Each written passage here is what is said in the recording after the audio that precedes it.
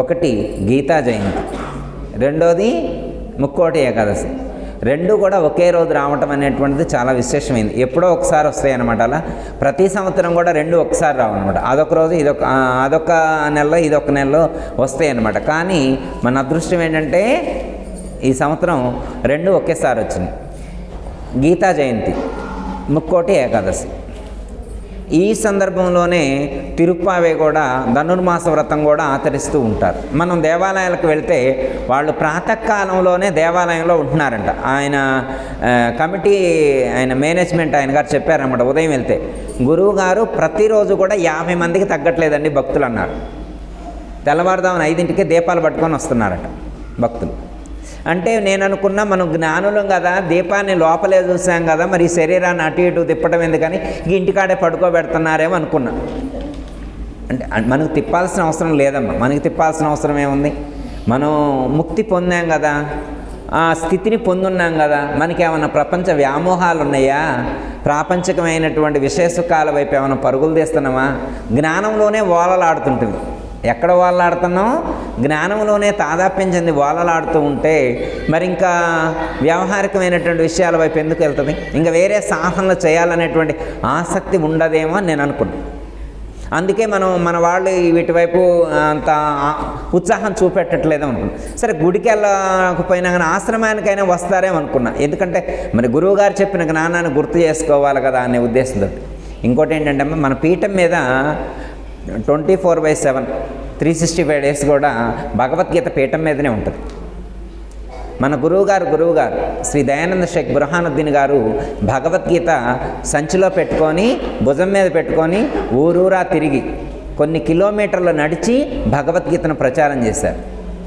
అలాగే నాయనగారు కూడా గీతా మకరందాన్ని, ఎంత వెయిట్ ఉంటుంది, మనం ఊరికెళ్ళేప్పుడు మెడిసిన్ పర్స్ తీసుకెళ్ళటానికే ఆలోచిస్తాం. మెడిసిన్ పర్స్ తీసుకొని వెళ్ళాలంటేనే ఆలోచిస్తాం.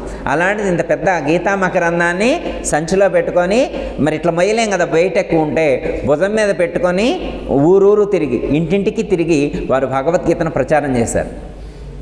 నాయన గారు చేశారు, బుర్హాన్ గారు చేశారు. సీతమ్మ గారు కూడా నిరంతరం కూడా భగవద్గీతను కింద పెట్టల, పీఠం మీదనే ఉంచేవారు. అంటే భగవద్గీతకు వారు ఎంత ప్రాధాన్యత ఇచ్చారు అనేటువంటిది మనకు అర్థమవుతుంది దీన్ని బట్టి చూస్తే. అంటే నిరంతరం మనం అనుష్ఠానం చేయదగినటువంటి, సాధన చేయవలసినటువంటి అవసరం భగవద్గీతలో చాలా ముఖ్యమైనటువంటి అంశాలు మనకు పొందుపరచబడి ఉన్నాయి. ఇందులో ఉన్నటువంటి అదృష్టం ఏంటంటే ముక్కోటి ఏకాదశి రోజునే నేను ఉపదేశం తీసుకున్నాను. ఈ సంవత్సరం నాకు కలిసి వచ్చిందనమాట.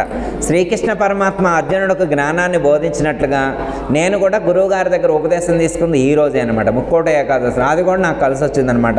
నేను ఎందుకంటే ఇంకొంచెం గట్టి గురువుగారిని గుర్తు చేసుకోవచ్చు, ఎందుకంటే గురువుగారు ఇంత జ్ఞానాన్ని ఇచ్చారుగా అనేటువంటి ఒక భావన అనమాట, ఒక భక్తి అట్లా గురువు యందు అలాంటి అనురక్తి అట్లా నాకు అనిపిస్తాయి అనమాట ముక్కోటి ఏకాదశి రోజున. ఎందుకంటే వారు ఆ జ్ఞానాన్ని ఈరోజే కదా నాకు ఇచ్చిందని. అంటే ఎప్పుడో ఎక్కడో మనం వింటామన్నమాట. ముక్కోటి ఏకాదశి రోజున వైకుంఠంలో శ్రీ మహావిష్ణువు ఉత్తరాభిముఖుడై ఉంటారు. ఈరోజు వైకుంఠానికి ముక్కోటి దేవతలందరూ కూడా వెళ్ళి ఆ స్వామి యొక్క దర్శనం చేసుకొని వస్తారు. అది ముక్కోటి ఏకాదశి విశిష్టత. శ్రీ మహావిష్ణువుని ముక్కోటి ఏకాదశి రోజున వైకుంఠానికి వెళ్ళి ముక్కోటి దేవతలందరూ కూడా దర్శించుకొని వారి యొక్క ఆశీస్సులు తీసుకుంటారు అనేటువంటిది ప్రతీతి. శాస్త్రాల్లో పురాణాల్లో చెప్పబడినటువంటి జ్ఞానం. ఇది సహజంగా మనందరికీ తెలిసింది. అయితే ఇప్పుడు మనం వైకుంఠం వెళ్ళగలుగుతామా? అక్కడ ఉత్తరాభిముఖుడైనటువంటి విష్ణుమూర్తిని చూడగలమా? లక్ష్మీ నారాయణను దర్శించగలమా? లేవు కదా. అందుకనే మన మహాత్ములు ఒక ఆలోచించారనమాట. దీనికి ఒక సూత్రాన్ని ఆలోచించి మన దేవాలయాల్లోనే ఉన్న దేవుళ్ళనే ఉత్తరం వైపు తిప్పి కూర్చోబెట్టారు. గుళ్ళో విగ్రహం తూర్పు వైపు ఉన్నా కానీ ఆ రోజు ఉత్సవ విగ్రహాలు ఉంటాయి కదా, వాటిని ఉత్తరాభిముఖంగా పెట్టి ఇప్పుడు దర్శించుకోండి, ఆ స్వామి అనుగ్రహం కలిగిద్దని చెప్పి ఈ ఒక్కరోజు ఉత్తరం వైపు ఎంట్రన్స్లో నుంచి పంపించడం అనేటువంటిది మనం గమనిస్తూ ఉంటాం. కానీ ఇప్పుడు ఏమని చెప్తున్నారు? ఉత్తర ద్వారంలో నుండి ప్రవేశించి స్వామిని దర్శించాలి. ఇది కాన్సెప్ట్. ముక్కోటి రోజున ఏం చేయాలి? ఉత్తర ద్వారంలో నుండి ప్రవేశించి స్వామిని దర్శించాలి. మరి ఉత్తర ద్వారం ఎక్కడుంది? ఇందాకెవరు అంటే మన గురువుగారి విగ్రహాలు ఎప్పుడు ఉత్తరాభిముఖంగానే ఉన్నాయిగా, మరి మనం రోజు ఇదే దర్శించుకుంటున్నాంగా అని చెప్పి ఒక ఆలోచన. రెండోది, ఇప్పుడు ఉత్తరాభిముఖంగా ఉన్నటువంటి స్వామిని ఎన్నిసార్లు దర్శించుకుంటే మోక్షం వస్తుంది? శాస్త్రంలోనైతే ఒక్కసారనే చెప్పారు. ఒక్కసారి ఉత్తరాభిముఖుడై ఉన్నటువంటి స్వామిని దర్శిస్తే మరో జన్మ రాదు అని చెప్పారు. మరి ఈ సంవత్సరం దర్శించినవనుకో మా జన్మరహితం అయినట్లుగా మళ్ళీ వచ్చే సంవత్సరం ఎందుకు దర్శించాలా? వేలకు వేల జనం గుళ్ళ నిండా ఉన్నారు అంటే మరి పోయిన సంవత్సరం దర్శించినాం కదా, మరి మాకు జన్మరహితం అయింది కదా, మళ్ళీ ఈ సంవత్సరం ఎందుకు పోవాలని ఎవరైనా అనుకుంటారమ్మా? అనుకుంటే పోతారా? మరి వీళ్ళందరూ ఎందుకు పోతున్నట్టు అంటే పోయిన సంవత్సరం దర్శిస్తే మోక్షం రాలేదనే అర్థం. అంటే ఫస్ట్ ట్రైలు ఫెయిల్ అయిందో మళ్ళీ సెకండ్ ట్రైల్ థర్డ్ ట్రైల్ ఇట్లా వేస్తున్నట్టు అర్థం ఏంటి అమ్మ? ఒక్కసారి దర్శిస్తేనే మోక్షం వస్తున్నారు కదా, మరి ఫస్ట్ ఇయర్ అయిపోయింది, సెకండ్ ఇయర్, థర్డ్ ఇయర్. ఒక ఆయన అంటాడు, నాకు 18 సంవత్సరాల వయసు కాడి నుంచి ఇప్పుడు 62 సంవత్సరాలు, ప్రతి సంవత్సరం ఎక్కడున్నా కానీ ఆ ముక్కోటి ఏకాదశి రోజున వెళ్ళి ఉత్తరాభిముఖంగా ఉన్నటువంటి స్వామిని దర్శించుకుంటా అన్నాడు. ఇక చూడండి, అంటే అప్రాక్సిమేట్లీ ఒక 40 years ఎక్స్పీరియన్స్ ఉంది ఆయనకి. మరి ఒక్కసారి దర్శిస్తేనే జన్మరహితం అయితే మరి ఇన్నిసార్లు ఎందుకు దర్శించడం? అసలు ఉత్తర ద్వార దర్శనం అంటే ఉత్తర ద్వారం వేరే ఉందా అంటే ఈ ద్వారం కాకుండా ఉత్తర ద్వారం వేరే ఉందా అనేటువంటి ప్రశ్న. అంటే మనం దేవాలయానికి వెళ్ళినప్పుడు ఎప్పుడైనా కానీ మరి రోజు చూసే దేవుళ్ళని ఇటుపక్క తిప్పారు, పెద్ద మార్పే ఉంది అమ్మ. ఇటువైపు ఉన్న దేవుణ్ణి చూస్తే ఏంటి, ఇటువైపు ఉన్న దేవుణ్ణి చూస్తే ఏంటి, ఏమి డిఫరెన్స్ వస్తుంది? కొంచెం రియలైజ్ అయ్యి కొంచెం ఆలోచిస్తే మనకు ఒక క్వశ్చన్ ఏర్పడుతుంది. ఆ క్వశ్చన్ ఏర్పడినప్పుడు ఆ ప్రశ్నకు అక్కడ ఉన్నటువంటి ఒక పండిట్ని లేకపోతే ఒక స్వామిని, ఒక సద్గురువుని, ఒక యోగిని, ఒక జ్ఞానిని ప్రశ్నిస్తే ఆయన సమాధానం చెప్తారు. రెండు మాట అంటే మనకి టైం కూడా తక్కువ ఉంది, మనకి ఇక్కడ ఇంకా అభిషేకం కూడా ఉంది, అయిన తర్వాత భోజనాలు ప్లాన్ ఉంది కాబట్టి తక్కువలోనే చెప్తాము. ఇప్పుడు ఉత్తర ద్వారంలో ప్రవేశించి దర్శనం చేసుకోవాలి స్వామిని. ఎక్కడికి వెళ్ళాలా? ఉత్తర ద్వారం అన్నారు. అయితే మన శరీరానికి దిక్కులు చెప్పారు. మన శరీరానికి ఉన్నటువంటి దిక్కులు తెలిస్తే మన శరీరంలో ఎటువైపు ఉత్తర ద్వారం ఉందో తెలుస్తుంది. అర్థమైందమ్మా? మన శరీరానికి నాభి కాడి నుంచి పైకి ఉన్నటువంటి దాన్ని ఉత్తర దిక్కు అన్నారు, ఉత్తర భాగం అన్నారు. నాభి కాడి నుంచి మాడు వరకు ఉన్నటువంటి ఆ భాగాన్ని ఉత్తర భాగం అన్నారు. నాభి కాడి నుంచి దిగువ పాదాల వరకు ఉన్నటువంటి భాగాన్ని దక్షిణ భాగము అన్నారు. అర్థమైందమ్మా? ఇప్పుడు ఉత్తర భాగం దక్షిణ భాగం మనకు అర్థమైంది. ఎదరవైపు ఉన్నటువంటి ఫ్రంట్ పార్ట్ని తూర్పు అన్నారు, బ్యాక్ పార్ట్ని పడమర అన్నారు. 4 దిక్కులు అర్థమైంది. ఇప్పుడు ఉత్తరం ఎటువైపు ఉంది? నాభి కాడి నుంచి పై భాగం. అంటే ఉత్తర భాగంలోనే మనం ఆర్నమెంట్స్ ధరిస్తాం. ఇప్పుడు బంగారం ఉందనుకోండి అమ్మ, వడ్డానం ఎక్కడ స్టార్ట్ చేస్తాం?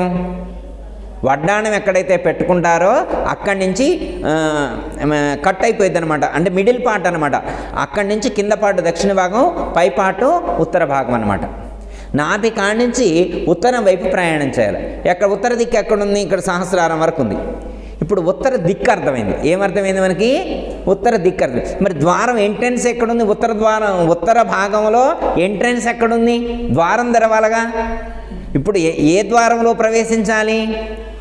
ఉత్తర ద్వారంలో నుంచి ప్రవేశించాలి. ఇప్పుడు ఉత్తరం ఎటో అర్థమైంది, నాభి కాడి నుంచి పైకి ఉండేటువంటిది ఉత్తరం అని మనకు అర్థమైంది. ఇప్పుడు ద్వారం ఎక్కడుంది అంటే మన గురువు గారు చెప్పినటువంటి పద్ధతి ప్రకారం అయితే అంగిట్లో నుంచి పైకి వెళ్ళటం, బ్రహ్మరంధ్రాన్ని ఇక్కడ చెప్పారనమాట. ఇక్కడి నుంచి పైకి వెళ్ళటం, అదే ఉత్తర ద్వారం. కొంతమంది యోగ సాంప్రదాయంలో ఈ యొక్క సహస్రార చక్రం దగ్గర మాడు భాగంలో ఉండేటువంటి దాన్ని కూడా బ్రహ్మరంధ్రం అని చెప్తారు. మన గురువు గారు చెప్పినటువంటి బ్రహ్మనాడి కానీ లేకపోతే మోక్ష ద్వారం కానీ ఉత్తర ద్వారం కానీ ఇట్లా లోపలగా ఉన్నటువంటి అంగిట్లో నుంచి అలా పైకి వెళ్ళేటువంటి ద్వారాన్ని ఉత్తర ద్వారం అని చెప్పడం అనేటువంటిది. ఇప్పుడు మనం ఎటువైపు ప్రయాణం చేయాలి? సాధన ద్వారా సుషుమ్నా నాడిలో నుంచి అలా ప్రయాణం చేసి ఆ శిరస్సులో ఉన్నటువంటి ఆ పై భాగంలో ఉన్నటువంటి సహస్రార చక్రానికి చేరుకోవాలి. అక్కడికి వెళ్ళి సహస్రార చక్రానికి వెళ్ళి జీవుడు ఎక్కడుంటాడు? ప్రాణమునందు ఉంటాడు. జీవుడు ఎక్కడుంటాడు? ప్రాణమునందు ఉన్నటువంటి జీవుణ్ణి ప్రాణాయామ ప్రక్రియ ద్వారా సాధన చేసి యోగ సాధన చేసి సహస్రార చక్రానికి తీసుకువెళ్ళాలి. ఆ ద్వారంలో నుంచి ప్రయాణించి అక్కడికి వెళ్ళి సహస్రార చక్రంలో ఉన్నటువంటి ఆ యొక్క మూర్తిని, ఆ యొక్క జ్యోతి స్వరూపాన్ని ఎవరైతే దర్శిస్తారో ఇక వాళ్ళు మళ్ళీ జన్మకు రారు, ఇక వాళ్ళకి మళ్ళా జన్మ రాదనమాట. ఇది ఉత్తర ద్వార ప్రయాణం అంటే. ఈ విధంగా ఉత్తర ద్వారంలో వెళ్ళి దర్శనం చేసుకోవాలి అని చెప్పడం అనేటువంటిది జరిగింది. దీనికే భగవద్గీతలో ఇంకొక పదాన్ని శ్రీకృష్ణ పరమాత్మ సూచించారు. మీరు వినే ఉంటారు, 10వ అధ్యాయంలో వినే ఉంటారు. మాసానాం మార్గశీర్షోహం, మాసానాం మార్గశీర్షోహం అన్నారు. విన్నారమ్మా? మన ముక్కోటి ఏకాదశి కానీ గీతా జయంతి కానీ ఎప్పుడు వస్తాయి? గీతా జయంతి ఎప్పుడు వచ్చింది మనకి? మార్గశిర మాసంలో వస్తుంది. మార్గశిర మాస శుద్ధ ఏకాదశి రోజున ఈ యొక్క గీతా జయంతి అనేటువంటిది మనం జరుపుకుంటాం. శ్రీకృష్ణ పరమాత్మ కూడా నేను కార్తీక మాసాన్ని చెప్పలా, అర్థమైందమ్మా? నేను మాఘమాసాన్ని చెప్పారా? చెప్పలే. ఏమన్నారు? మాసానం మార్గశీర్షోహం అన్నారు. మార్గశిర మాసం వేరే కాదు, నేనే. మార్గశిర మాసం నేనే అన్నారు. ఎందుకు? అక్కడ ఆ పదంలో రెండు విడగొట్టుకోవాలి. మార్గశీర్షము అనేటువంటి దాన్ని మనం రెండుగా డివైడ్ చేసుకోవాలి. మార్గము అంటే ఏంటి మీకు అర్థమైందమ్మా? మార్గం అంటే దారి, వే. మార్గము అంటే వే, దారి అని అర్థం. నీ దారి ఎటువైపు ఉండాలి? నువ్వు ఏ దారిలో ప్రయాణం చేయాలి అంటే శీర్ష భాగము. శీర్షము అంటే శిరోభాగం వైపు నువ్వు ప్రయాణం చేయాలి. నీవు పైకి ప్రయాణం చేయాలి, ఊర్ధ్వగమనం చేయాలి, ఊర్ధ్వ ప్రయాణం చేయాలి. అంటే ఏంటి అర్థం? శ్రీకృష్ణ పరమాత్మ చెప్పినట్టు అర్థం ఏంటి?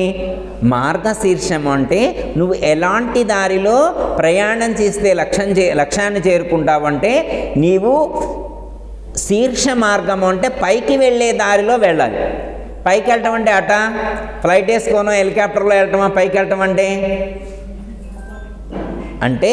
ఇందాక చెప్పినటువంటి ఆ యోగ సాధన ఏదైతే ఉన్నదో ప్రాణాన్ని సుషుమ్నా నాడిలో నుంచి ఆజ్ఞా చక్రంలో నుంచి సహస్రార చక్రంలోకి తీసుకువెళ్ళేటువంటి ఆ గమనం ఏదైతే ఉంటుందో, ఆ ప్రాణాయామ ప్రక్రియ ఏదైతే ఉంటుందో అదే మార్గశీర్ష మాసం యొక్క లక్ష్యార్థం. శ్రీకృష్ణ పరమాత్మ ఆ యొక్క మాసము నేనే అని సూచించడం అనేటువంటిది జరిగింది. ఓకే, అర్థమైంది కమ్మా? ఇప్పుడు మార్గశీర్ష మాసం అంటే అర్థమైంది. ఉత్తర ద్వారం తెరవటం అంటే అర్థమైందమ్మా? ఇంకేమైనా డౌట్ ఉందా? డౌట్ ఏం లేదు కమ్మా. ఇంకా లాస్ట్ అండి, 3వ దాని గురించి 2 మాటలు చెప్పి కంక్లూడ్. ఇంకేంటి? గీతా జయంతి. ఈరోజు ఏంటి? గీతా జయంతి. ఎక్కడైనా కానీ దేవుళ్ళు పుడితే పండగ చేస్తారు, మనుషులు పుడితే పండగ చేస్తారు, ఇంకేమన్నా వాళ్ళకి ఇష్టమైనటువంటి జంతువులు పుడితే పండగ చేస్తారు. మరి వాళ్ళు ఎవరు పుట్టారు?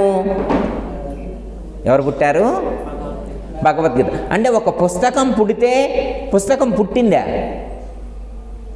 పుస్తకం పుట్టడం ఏంటి అమ్మ? గీతా జయంతి అంటే భగవద్గీత పుట్టింది అని అర్థం. పుస్తకం ఎట్లా? పుస్తకం పుట్టుద్దా అసలు? పుస్తకం పుట్టుద్దా? పుడితే ఎలా పుట్టింది అంటే పుస్తకం పుట్టడం కాదు. ఈరోజు శ్రీకృష్ణ పరమాత్మ అర్జునునికి భగవద్గీతను బోధించిన రోజు. మార్గశిర మాసం శుద్ధ ఏకాదశి రోజున శ్రీకృష్ణ పరమాత్మ అర్జునునికి భగవద్గీతను ఉపదేశించినట్లుగా మనకు తెలిసింది. అంతకుముందే ఒక 15 రోజుల క్రితం నుంచే, అంతకుముందే ఒక 10-11 రోజుల క్రితం నుంచే స్టార్ట్ అయింది. కానీ ఈరోజు లాస్ట్ మినిట్లో ధృతరాష్ట్రుడు అడిగినటువంటి ప్రశ్నకు సంజయుడు సమాధానం చెప్తాడనమాట. అప్పుడు మనకు అర్థమైందనమాట. అంటే సంజయుడు ద్వారా ఈ లోకంలోకి ఆవిష్కృతమైనటువంటి రోజు మార్గశిర శుద్ధ ఏకాదశి. అందుకనే మనం సరే ఆయన ఎప్పుడు స్టార్ట్ చేసిండో మనకు తెలియదు, కానీ ఇవాళ మనకు తెలిసింది కాబట్టి ఇవాళే అది పుట్టినరోజు అనుకున్నాం. ఒక ఆయన గారు గృహప్రవేశానికి పిలిచారనుకోమ్మ, ఆయన ఎప్పుడు మొదలు పెడితే నీకెందుకు? ఎప్పుడు మొదలు పెడితే అంత నెలకు ముందు మొదలు పెడితే ఏంటి, 10 నెలల ముందు అయితే ఏంటి, సంవత్సరం ముందని? గృహప్రవేశం రోజే నీకు లెక్క. ఇవాళ గృహప్రవేశం కాబట్టి వాళ్ళ లెక్క. అట్లే శ్రీకృష్ణ పరమాత్మ అంతకుముందు ఎన్ని రోజుల నుంచి చెప్పుకుంటే మనకెందుకు? దాంతో మనకు అవసరం లేదు. కానీ ఈరోజు ఏకాదశి రోజున మనందరికీ స్ప్రెడ్ అయింది. ఈ లోకానికి అది అందడం అనేటువంటిది జరిగింది. కాబట్టి మనం భగవద్గీతను ఈరోజు అంటే శ్రీకృష్ణ పరమాత్మ యొక్క ముఖారవిందము నుండి ఆవిష్కృతమైనటువంటిది కాబట్టి ఈ రోజునే భగవద్గీత పుట్టినట్లుగా మనం చెప్పుకున్నాం. భగవద్గీత పుట్టడం అంటే జ్ఞానం ఈ లోకంలోకి ఆవిష్కృతమైనటువంటి రోజు. ఓకే, అర్థమైంది కమ్మా. ఇప్పుడు భగవద్గీత ఈరోజు ఆవిష్కరించబడింది. ఇప్పుడు భగవద్గీత ఎందుకు చదవాలి మనం? లోకంలో ఎన్నో శాస్త్రాలు ఉన్నాయి, ఎన్నో సద్గ్రంథాలు ఉన్నాయి, కోటాను కోట్ల శాస్త్రాలు, కోటాను కోట్ల గ్రంథాలు ఉన్నాయి. అన్నీ ఉన్నప్పటికీ కూడా భగవద్గీతకు అత్యంత ప్రాధాన్యం, ప్రాచుర్యం అనేటువంటిది ప్రపంచ యావత్తులో కూడా మనకు కనిపిస్తూ ఉంది. ప్రపంచం మొత్తం కూడా మన ఒక్క భారతీయులే కాదమ్మా, మన భారతీయుల కంటే వేరే ఇతరత్రా దేశాల్లో వాళ్ళే ఇంకా ఎక్కువ పఠిస్తున్నారు. అర్థమైందా? ఎంతో శ్రద్ధగా వాళ్ళు పారాయణం చేస్తున్నారు, ఎంతో శ్రద్ధగా విచారణ చేస్తూ ఉన్నారు. ఎందుకు అంటే సమస్త ఉపనిషత్తుల యొక్క సారాంశం అది, సమస్త వేదాల యొక్క సారం అది.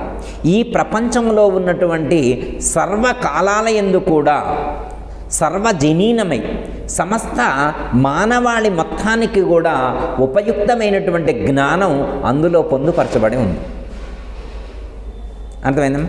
అందుకని భగవద్గీతను పఠించినటువంటి వారు ఎవరైతే ఉన్నారో వాళ్ళ యొక్క తలరాత మారుతుంది అన్నారు. గీతను ఎవరు పట్టుకుంటారో వాళ్ళ యొక్క రాతను అది మారుస్తుంది అన్నారు, వాళ్ళ రాతను మారుస్తుంది అన్నారు. ఏం గురువు గారు, మేము ఎప్పుడు గీత పట్టుకొని తిరుగుతున్నాగా మా రాతలు ఏం మారినాయి, మా రాతలు ఏమన్నా మారినాయా అని అనేవాళ్ళు కూడా ఉంటారమ్మా. జ్ఞానులు ప్రశ్నించకుండా ఉంటారా? మా రాతలు ఏం మారినాయి, ఎక్కడేసిన గొంగళ అక్కడే ఉంది, పిల్లగాడికి ఉద్యోగం లేదా, మేము ఇల్లు కొనవగిపోతుంది, కనీసం ఒక ప్లాట్ కొనలేదా, హైదరాబాద్ సిటీకి వచ్చి 25 ఏళ్ళు అవుతున్నా కానీ మా బతుకుల్లో వెలుగులే కనపట్టలేదు, ఇంకేం భగవద్గీత పట్టుకునేమంటారు అమ్మా. అంటే భగవద్గీత అనేటువంటిది కేవలం లౌకిక ప్రయోజనాన్ని ఉద్దేశించి కాదు. భగవద్గీత ఏమని చెప్పారంటే, భగవద్గీత చదివితే మీరు ప్లాట్ కొంటారు, ఇల్లు కొనుక్కుంటారు, మీ అబ్బాయికి ఉద్యోగం వచ్చింది, మీ అమ్మాయికి పెళ్ళి అయింది, ఈ చెప్పలా. భగవద్గీత యొక్క కాన్సెప్ట్ ఏంటంటే కర్తవ్య కర్మను బోధించింది.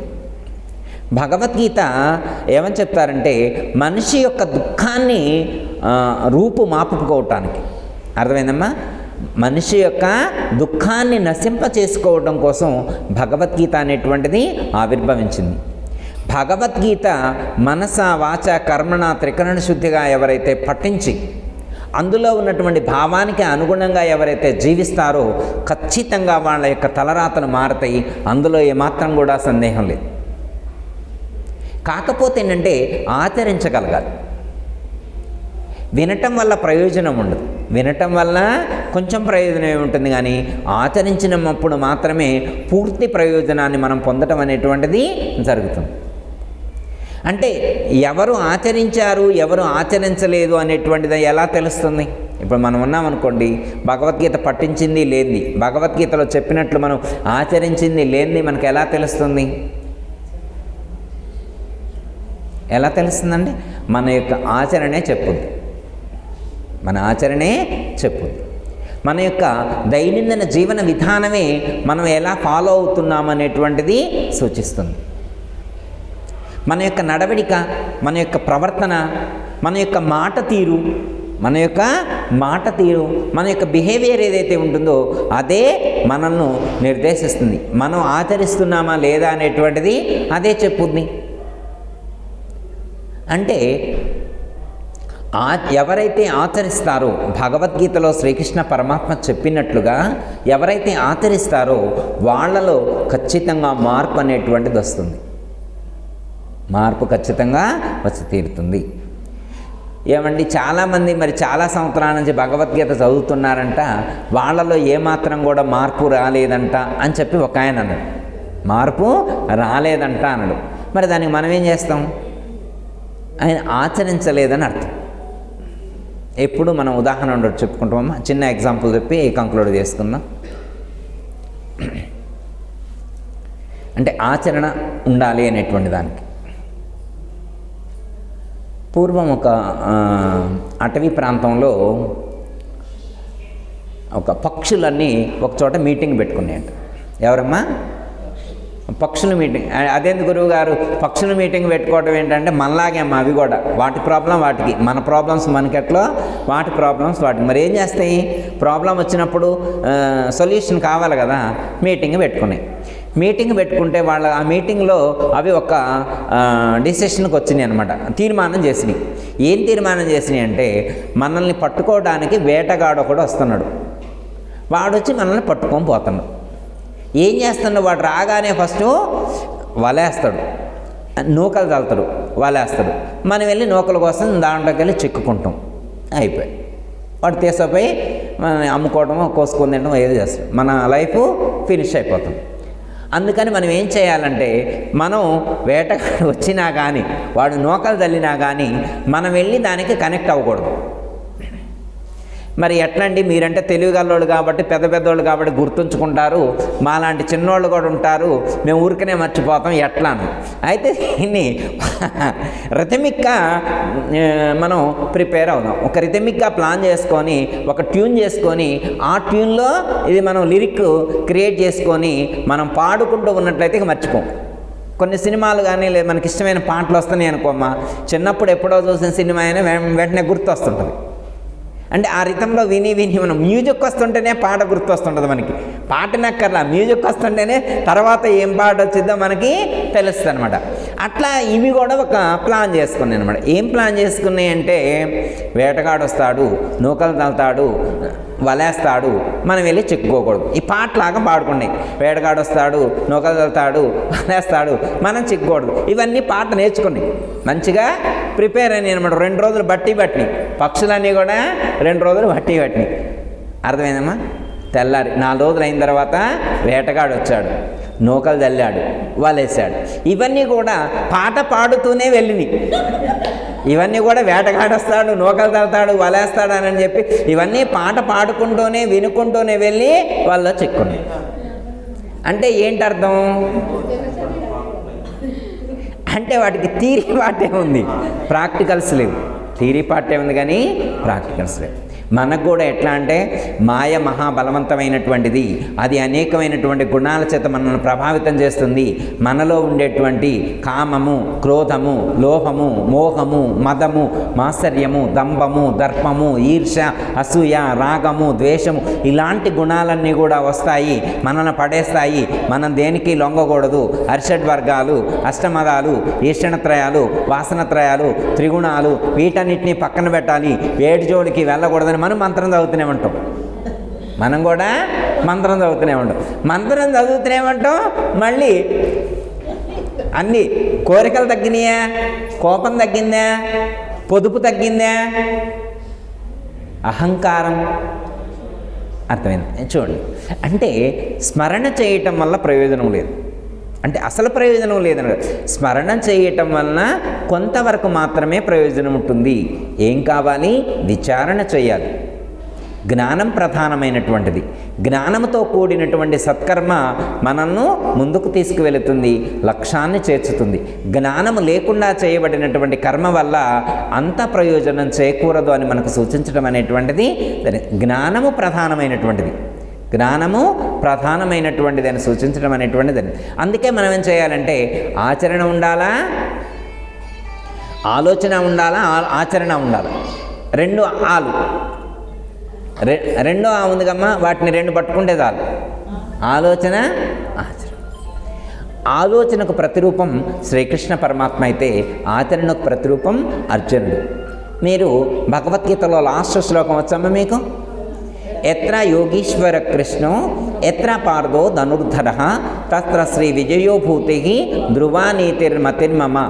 ఇది మనం రోజు చదువుకుంటూనే ఉంటాం, అవకాశం వచ్చినప్పుడల్లా మనం చదువుకుంటూనే ఉన్నాం. ఎత్ర యోగీశ్వర కృష్ణ ఎత్ర పార్దో ధనుర్ధర. యోగీశ్వరుడైనటువంటి శ్రీకృష్ణుడు, ధనుర్ధారి అయినటువంటి అర్జునుడు. ఇక్కడ ఇద్దరిని గురించి ప్రస్తావించారు. యోగీశ్వరుడైనటువంటి శ్రీకృష్ణుడు కానీ, ధనుర్ధారి అయినటువంటి అర్జునుడు కానీ, ఇద్దరిలో ఏ ఒక్కరు ఉన్నా కానీ వాళ్లకు సకల శుభాలు చేకూరుతాయని చెప్పారు. తత్ర శ్రీ విజయోభూతి ధ్రువానీతిని మతిని మమ అని చెప్పారు. వాళ్ళకి విజయం సిద్ధిస్తుంది, ఐశ్వర్యము ప్రాప్తిస్తుంది, అలాగే ధైర్యం ఏర్పడుతుంది, అలాగే నీతిగా జీవించగలుగుతారు అని సూచించడం అనేటువంటిది జరిగింది. అర్థమైందమ్మా? యోగీశ్వరుడైనటువంటి శ్రీకృష్ణుడు మనలో ఉండేటువంటి జ్ఞానానికి సంకేతం. ధనుర్ధారి అయినటువంటి అర్జునుడు మనలో ఉండేటువంటి ఆ యొక్క సాధకుడికి సంకేతం, ఆచరణకు సంకేతం. అర్థమైందమ్మా? ఎక్కడైతే జ్ఞానము, ఎక్కడైతే ఆచరణ రెండు ఉంటాయో వాళ్ళు మాత్రమే ఆ యొక్క ఉన్నతమైనటువంటి స్థితిని పొందుతారు. గొప్ప మాట ఏంటంటే అమ్మా, ఎక్కడైనా కానీ మనకు వేరే సాంప్రదాయాల్లో చెప్పేప్పుడు భక్తుడిని తక్కువ స్థాయిలో చెప్తారు, భగవంతుని ఎక్కువ స్థాయిలో చెప్తారు. భక్తుడు అంటే ఎప్పుడైనా క్రింద ఉండేవాడే, భగవంతుడు అంటే ఎప్పుడైనా పైన ఉండేవాడే అని చెప్తారు. కానీ భగవద్గీతలో అలా చెప్పలా. భగవద్గీతలో అలా చెప్పలా. భక్తుణ్ణి భగవంతుడి స్థాయికి చేర్చింది. భక్తుడిని ఎక్కడికి చేర్చింది? భగవంతుడి స్థాయికి చేర్చింది. భక్తుడు భగవంతుడు వేరు వేరు కాదు అనేటువంటి సత్యాన్ని యత్ర యోగీశ్వర శ్లోకం ద్వారా శ్రీకృష్ణ పరమాత్మ మనకు అందించడం అనేటువంటిది జరిగింది. అంటే ఏంటి అర్థం? శ్రీకృష్ణ పరమాత్మ ఉన్నటువంటి ప్రదేశంలో ఎలాంటి ప్రయోజనాలు చేకూరుతాయో, ధనుర్ధారి అయినటువంటి అర్జునుడు ఉన్నటువంటి ప్రదేశంలో కూడా అలాంటి ప్రయోజనాలే కలుగుతాయి అని సూచించడం అనేటువంటిది జరిగింది. అంటే ఏంటి అర్థం? అంటే భగవంతుడి వల్ల ఎంత ప్రయోజనం కలుగుతుందో భక్తుడి వల్ల కూడా అంతే ప్రయోజనం కలుగుతుందని చెప్పారు. అంటే ఏంటి అర్థం? అంటే భక్తుడు వేరే, భగవంతుడు వేరే కాదు అనేటువంటి సత్యాన్ని మనకు సూచించడం అనేటువంటిది జరిగింది. కాబట్టి మనందరం కూడా మన యొక్క సాధన ద్వారా, ఆచరణ ద్వారా మనం కూడా మనలో ఉండేటువంటి ఆ మాలిన్యాలన్నింటినీ నశింపచేసుకొని, మనసును నిర్మలమనర్చుకొని, మనసును పవిత్రమనర్చుకొని, ఆ పరమాత్మ చెప్పినటువంటి, మనకు సద్గురుమూర్తి చెప్పినటువంటి జ్ఞానం ఏదైతే ఉన్నదో ఆ జ్ఞానంతో జీవించేటువంటి ప్రయత్నం చేయాలి. 8వ అధ్యాయంలో ఒక మాట చెప్తారు. Who is God? భగవంతుడు అంటే ఎవరు?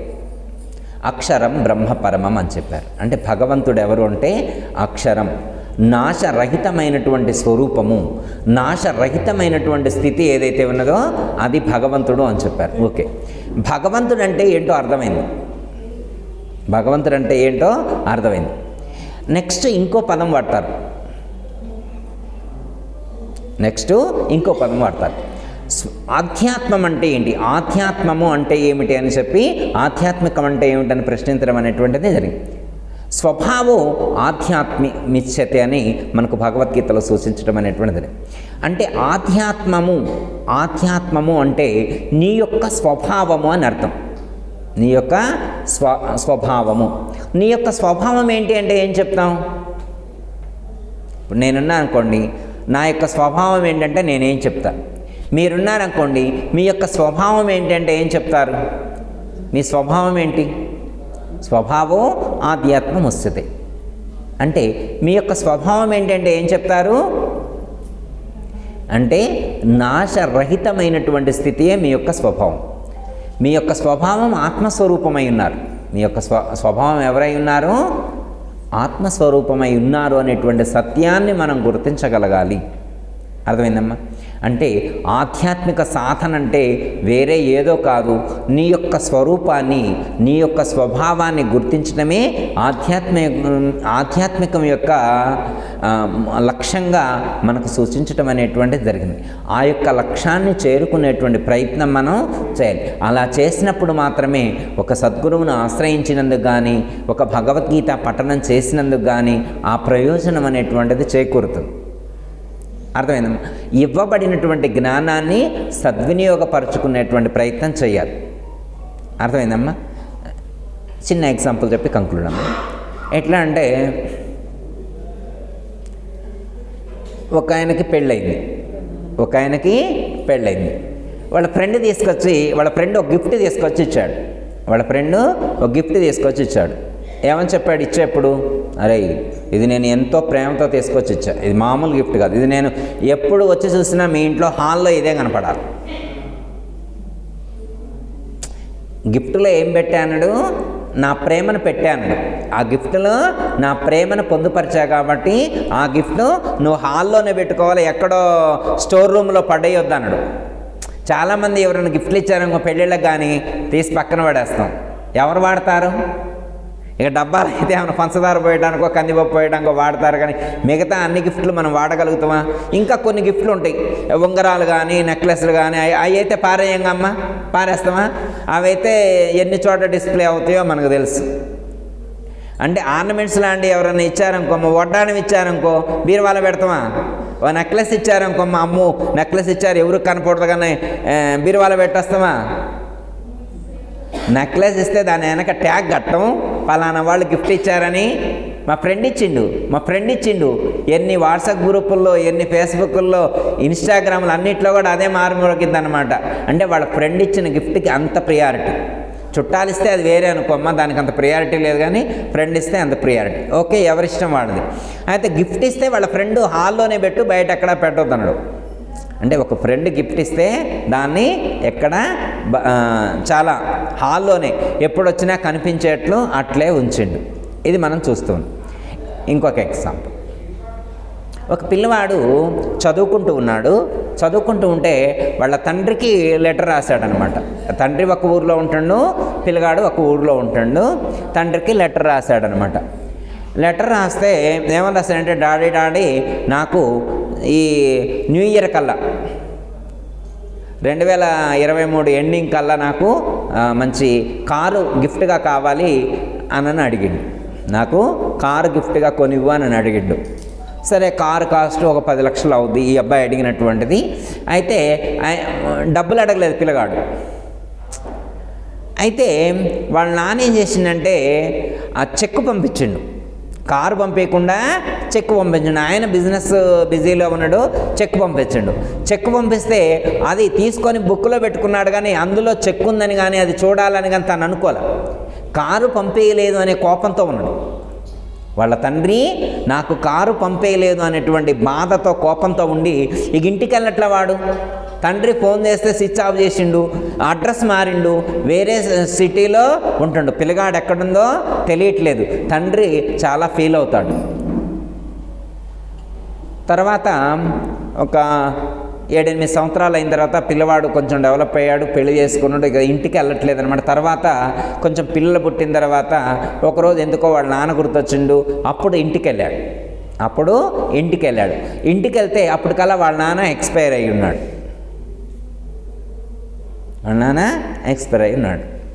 సో చాలా బాధపడుతూ రిటర్న్ వస్తాడు. వచ్చిన తర్వాత ఇక ఏం చేస్తాడు, మళ్ళీ ఇక్కడుండి ఏం చేస్తావు, నాన్న లేడు, కనీసం అమ్మకు సపోర్ట్గా ఉందని చెప్పి ఈ లగేజ్ మొత్తం తీసుకొని ఇంటికి వెళ్తాడు. అలా ఇంటికి వెళ్ళినప్పుడు ఈ లగేజ్ మొత్తం సర్దేప్పుడు ఆ బుక్లో వాళ్ళ నాన్న అప్పుడు వేసినటువంటి ఆ లెటర్ ఉంది కదా, అందులో ఏముందని చూశాడు. అందులో 10 లక్షల రూపాయల చెక్ ఉంది. చెక్కుతో పాటు ఒక లెటర్ ఉంది. నాన్న, నాకు బిజినెస్లో బిజీగా ఉండటం వల్ల నీకు కారు నేను డైరెక్ట్గా వచ్చి పర్చేస్ చేసి ఇవ్వలేకపోతున్నాను. నువ్వు వేరే ఎక్కడైనా నీకు వీలున్న కాడు చోట నువ్వు కారు బుక్ తీసుకొని గిఫ్ట్గా తీసుకొని ఆయన అని చెప్పి దాంట్లో రాసింది. తండ్రి గిఫ్ట్ కావాల్సినటువంటి అమౌంట్ ఇచ్చాడు, కానీ సద్వినియోగం చేసుకోలేకపోయాడు. తండ్రి హెల్ప్ చేసినా కానీ ఆ హెల్ప్ను గుర్తించలేక తండ్రి ఆ మనీతోటే పోయారు. ఇంత హెల్ప్ చేసినటువంటి ఫాదర్కి నేను సరైనటువంటి హెల్ప్ చేయలేకపోయాను, నేను ఆ ప్రేమను పంచలేకపోయాను, వారిని ఇబ్బంది పెట్టారని చెప్పి చాలా బాధపడుతూ ఉన్నాడు. ఓకే, అర్థమైందమ్మా? అంటే ఒక తండ్రి ఒక మంచి గిఫ్ట్ ఇచ్చినప్పుడు దాన్ని మనం సద్వినియోగం చేసుకోలేకపోతే ఎంత బాధపడుతున్నాం, ఆ పిల్లవాడు ఎంత బాధపడుతున్నాం. ఎవరైనా అలాంటి వాళ్ళు ఉంటే బాధపడతారని నేను అనుకుంటున్నా. పడతారమ్మా, పడరా? ఏం గౌరీ? పడతాను. అమ్మ గౌరీ అయితే ఓకే అన్నది. అంటే ఒక గిఫ్ట్ ఇచ్చినప్పుడు దాన్ని సద్వినియోగం చేసుకోకపోతే బాధపడతాం. మరి పరమాత్మ కూడా మనకు గిఫ్ట్ ఇచ్చానని ఆయన చెబుతున్నాడు. పరమాత్మ కూడా మనకి ఒక గిఫ్ట్ ఇచ్చానని చెప్తున్నాడు. దాన్ని మీరు సద్వినియోగం చేసుకోండి భగవద్గీత అనే పుస్తకం రాసి మనకి పంపించారు. ఆ గిఫ్ట్ని ఎలా వాడుకుంటే ఉపయోగపడుతుందో మనకి భగవద్గీత, వేదాలు ఇవన్నీ రాసి పంపించారు. అవునా కాదా? ఆ గిఫ్ట్ ఏంటో మీకు తెలిసేమనుకుంటున్నాను నేను. గిఫ్ట్ ఏంటమ్మా? పట్టు చీరేగా? కాదా? కాదు, పట్టు చీర కాదంట. మరి ఏంటి అయి ఉంటుంది? మనకు ఉన్నటువంటి ఇనప బీరువా, ఫ్రిడ్జ్ అమ్మ? కాదా, అది కాదా? మరి ఏం గిఫ్ట్ పంపించుంటాడు పరమాత్మనికి? ఏమిచ్చారు? శరీరాన్నే గిఫ్ట్గా ఇచ్చారు. దేన్ని ఇచ్చారు? శరీరాన్నే గిఫ్ట్గా ఇచ్చారు. ఎవరిచ్చారు? పరమాత్మ ఇచ్చారు. ఎవరో ఫ్రెండ్ గిఫ్ట్ ఇస్తేనే మనం సద్వినియోగం చేసుకోలేదు. ఒక ఫ్రెండ్ గిఫ్ట్ ఇస్తే సద్వినియోగం చేసుకోకపోతే బాధపడతాం. ఫ్రెండ్ బాధపడ్డా వస్తాడు, ఏ హాల్లో పెట్టలేదారా, నేను ఇచ్చినటువంటి గిఫ్ట్ హాల్లో పెట్టలేదారా అంటాడా? అండా? ఏ ఎక్కడుందో తీ, ఇప్పుడు పెట్టి ఇక్కడ హాల్లో పెట్టు, నా ముందు పెట్టు, నా ముందు పెట్టు అంటాడు. సరే తెల్లారి తీసినా కానీ వాడి ముందు ఉన్నంతసేపు అక్కడ మేక్ కొట్టేసి అప్పటికప్పుడు ఆ ఫోటో పెట్టేస్తారు అన్నమాట వాడు. అర్థమైందమ్మా? ఒక పిల్లవాడు వాళ్ళ తండ్రి ఇచ్చినటువంటి గిఫ్ట్ను గుర్తించలేక వినియోగించుకోలేకపోతే ఎంత తపన పడుతున్నాడు. ఓకే, ఇప్పుడు పరమాత్మ మనకిచ్చిన గిఫ్ట్ ఏంటి? ఈ శరీరం. కళ్ళు మంచి ఇవ్వలేదమ్మా మీకు? కనపడుతుందా లేదా? అమ్మాయి మంచిగానే కనపడుతుందా? మంచి కళ్ళే ఇచ్చారు. హార్ట్ ఏమన్నా మంచిది ఇవ్వలేదా? మంచిదే ఇచ్చారు కమ్మా. మరి కిడ్నీలు, మరి లంగ్స్, బ్రెయిను, న్యూరో సిస్టమ్, ఇవన్నీ బయట ఉండేటువంటి భౌతికమైనటువంటి. ఇవి కాకుండా ఇంటర్నల్, ఇది హార్డ్వేర్ అయితే ఇంటర్నల్ సాఫ్ట్వేర్ వేరే ఉంది. హార్డ్వేర్తో పాటు ఏముంది? సాఫ్ట్వేర్ ఉందా లేదా? మనసు, అంతరేంద్రియాలు, మనసు, బుద్ధి, చిత్తము, అహంకారం, ఇవి సాఫ్ట్వేర్. మరి వీటన్నిటిని కనెక్ట్ చేసేటువంటి పవర్ సప్లై ఉందా లేదా? పవర్ సప్లై అది వేరే. హార్డ్వేర్ వేరే, సాఫ్ట్వేర్ వేరే, పవర్ సప్లై వేరే. ఇవన్నీ ప్రొవైడ్ చేశారా లేదా? ఏమండి గురువుగారు కళ్ళు ఇచ్చారు కానీ కన్ను కనపడటానికి కావాల్సినటువంటి పవర్ వేరే ఇంకెక్కడో ఉందంట, ఆ చెట్టు కాడికి పోయి తెచ్చుకోవాలని ఏమైనా చెప్పారా? పవర్ కూడా ఇక్కడే ఉంది, పవర్ కూడా ఇక్కడే ఉంది, హార్డ్వేరు ఇక్కడే ఉంది, సాఫ్ట్వేరు ఇక్కడే ఉంది. మరి ఇంత అద్భుతమైనటువంటి గిఫ్ట్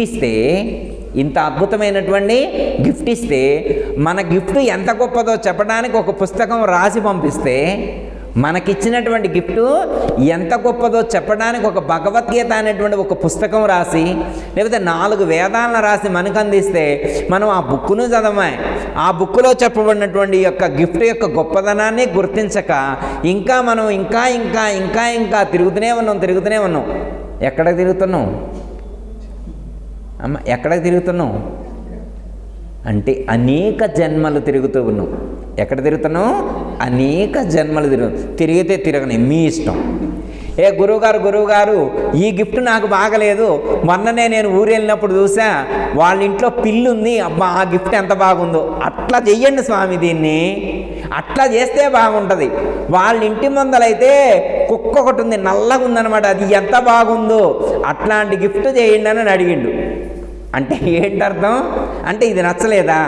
కుక్కలాగా పుట్టిస్తే బాగుంటుందా? ఒక పిల్లిలాగా పుట్టిస్తే బాగుంటుందా?